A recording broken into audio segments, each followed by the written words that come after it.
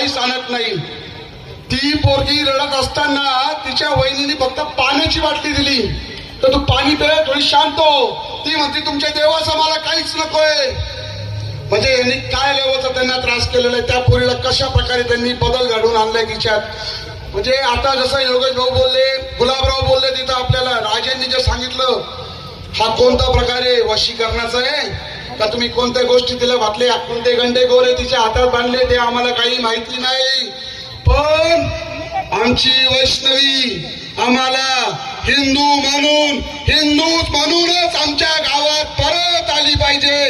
यासाठी आम्ही सगळं संगमनेर तालुका म्हणून आम्ही प्रशासनाला सांगतोय का हिंदू म्हणूनच ती परत आली पाहिजे.